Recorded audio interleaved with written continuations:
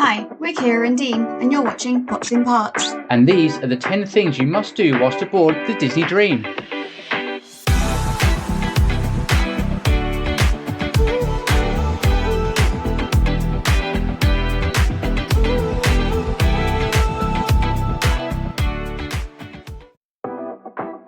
Sail away and onboard parties. So the first thing we did when we arrived on the Disney Dream was go to the top deck, and we went to watch the sailing away party as the Disney Dream sailed away from the dock of Southampton, didn't we? It was so much fun. It really got everyone into the spirit and the magic of Disney. Brought everyone together, everyone was dancing, having a great time, and one of my favourite things was the horns that they had at the end. Yeah. As we sailed away in Disney tunes. They were fantastic, weren't they? And then another party that we had up on the top deck as well, which was quite good fun, was the colour spin party as well, wasn't it? Yeah, so every character had a different song, and they danced that song, and it was kind of 90s retro theme. This party did actually take over from the pirate party. So Yeah. You might have a pirate party or you might have a colour spin party. We would have liked the pirate party, but the colour spin party was really good. It was. And here we go. Here's a nice little clip of you and your mum dressed up for the 25 years of Disney Cruise Line. So this was our formal night, and this was one of the parties that they held in the main atrium of the Disney Dream. So all the characters were out and you could go dance with them. They kind of moved around the atrium and they all were dressed up in their fancy outfits. Yeah, and they did a really similar thing as well for the farewell tour, the farewell party at the end of the Disney Dream as well. So they were up on the balconies and they kind of had a bit of a boogie round with the guests as well, didn't they? Yeah, which was really nice to get a bit of interaction with everyone and get to spend that last bit of time with your characters. Disney character meet and greets. One of our favourite things with any Disney trip, whether that's in the park or on a cruise ship, is the character meet and greet. And with the Disney Dream, we got to meet Captain Minnie and all her friends. Yeah, we did. The characters were out in full force throughout the Disney Dream, and one of the great things is that all the information that you needed to meet them was on the app. So that was the character that you could meet and the location that they would be as well. The only thing that they didn't show on the app was what outfit they were going to be wearing. So every day was a different outfit, whether that was their 25th anniversary gear or an outfit to represent the country that we had docked in. Yeah, all of the outfits were fantastic. They did the formal outfits as well, which you're seeing small clips of now. And they also had characters like Captain Hook and Shmi.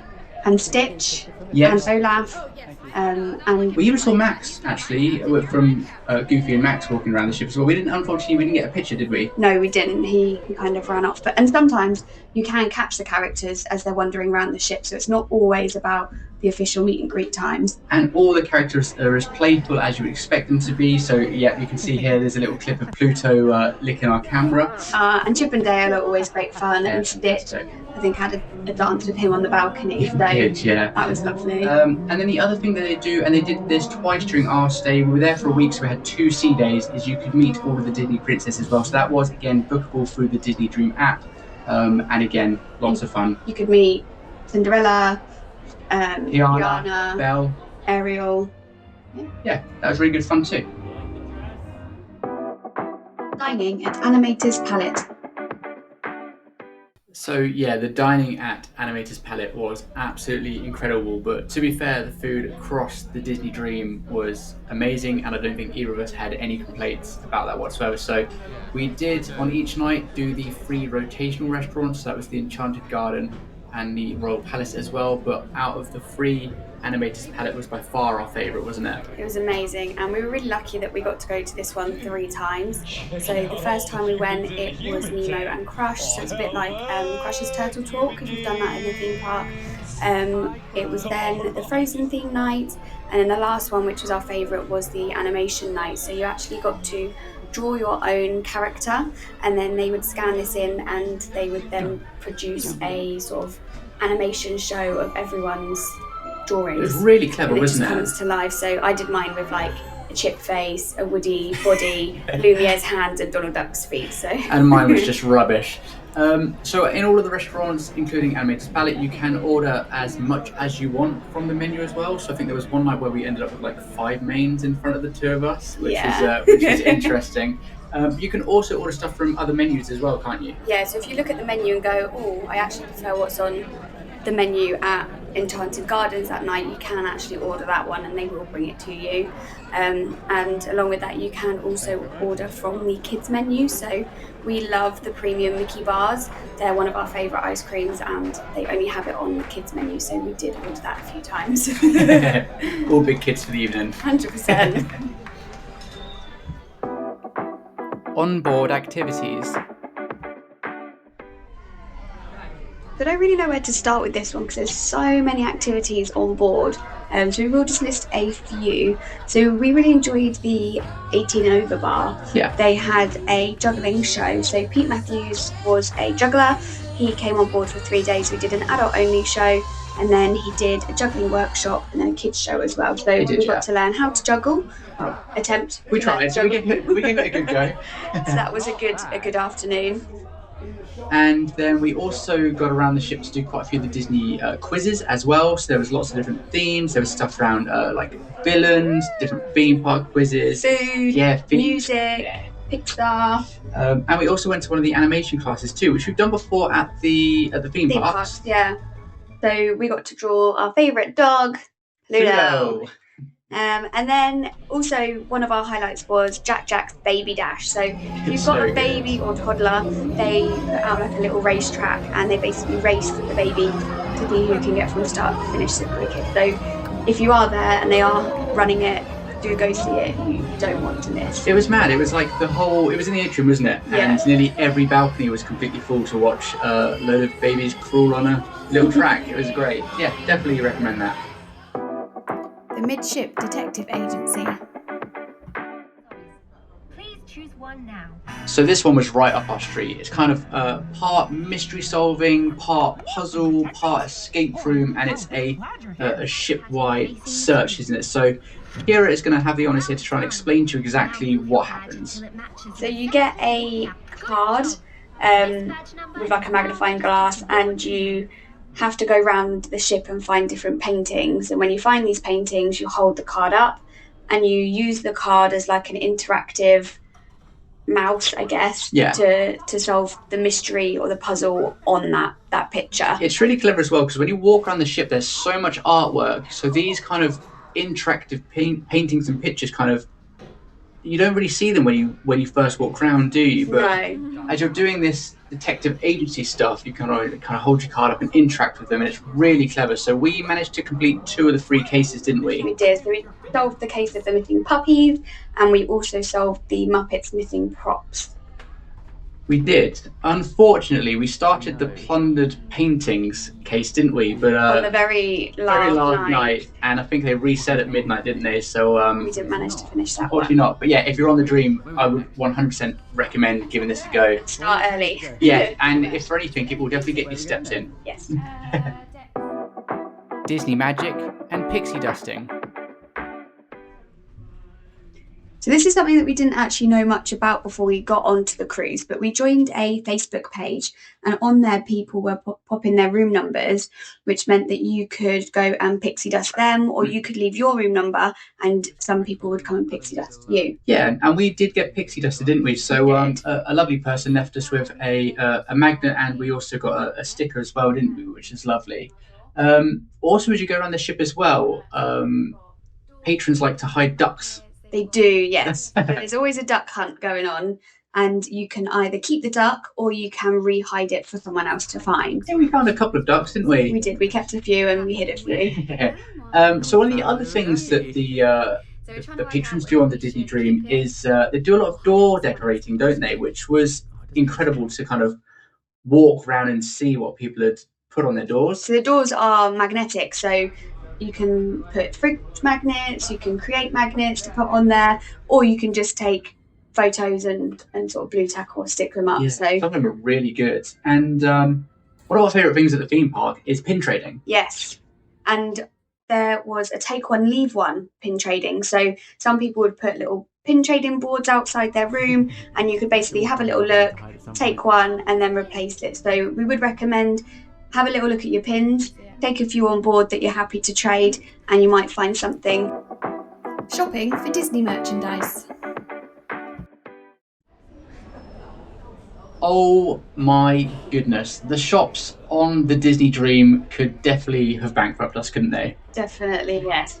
So the ship has a lot of exclusive items to the Disney Dream and the destinations that you're going to. Yeah, so we went on the Northern European trip, didn't we? So that they had specific tops and kind of memorabilia designed for our specific cruise. And then obviously a lot of merchandise that just had the Disney Dreams. Obviously, if you did the Fantasy or the Treasure, then it would be exclusive to those. So things like the bags, the Loungefly bags, and the Mickey ears and the jerseys, they all sold out really, really quickly. They did, so yeah. if you do a cruise that's earlier on, then you have more luck, whereas our cruise was sort of one of the later Yeah, they cruises. sold out quite a lot of the They stuff, sold hadn't they, out or unfortunately. had only big sizes left. However, you did still find yourself some wonderful Disney ears. I did. They are beautiful. And I found myself a lovely little shirt, didn't I? You did, yes.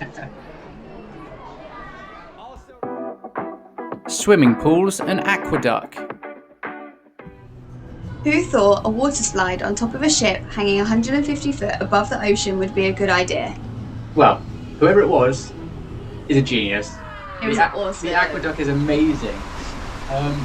Here is some footage of us going down said water slide on top of the Disney Dream. As you can see, the view is beautiful. It is. And I mean, we were very, very lucky that the weather was gorgeous. Oh, the weather was gorgeous the whole time, wasn't it? So we actually managed to get a little bit of sunbathing done.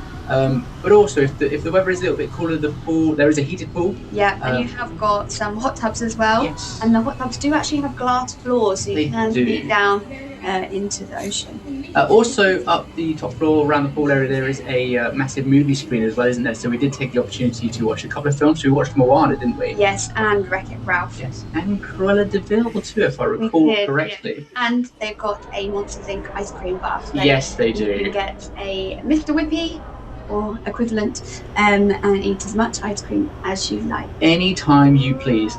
Also up on the top deck as well, they have their own refill stations of soft drinks too. So we would definitely recommend to take some kind of plastic cups or tumblers with We you. took our own sort of big glasses. So obviously you get a plastic cup, but Yeah. sometimes you want a bit more than that. So we took some retro Disney mugs, didn't we? Everyone on the ship loved them too. Port Adventures. As previously mentioned, we went on the Northern European cruise, didn't we? We did, and we stopped at Bruges, Copenhagen, and Oslo. We did. So at each of those, we opted to do kind of our own thing. So we got the shuttle bus from the Disney Dream, which was absolutely free. And it either kind of took you to a point of interest. So in Copenhagen, for example, it took us to the Little Mermaid statue. And in Bruges, it just took us to the outskirts of the dock and port area, didn't it? So we then got a taxi from there into Bruges. Yes. If you did want to do a paid port excursion, we did one of these at Stavanger, and we went to Pulpit Rock. We did, yeah. So again, you can book all of that through the Disney Dream app. I believe they've also got a help desk on board as well, so you can obviously speak to them.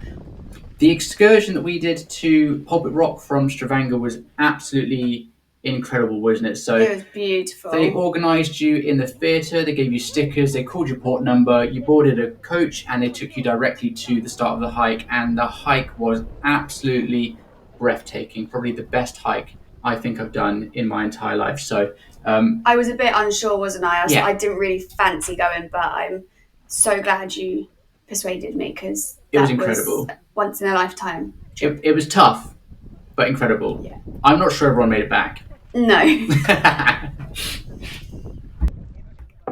And last but not least, it's showtime.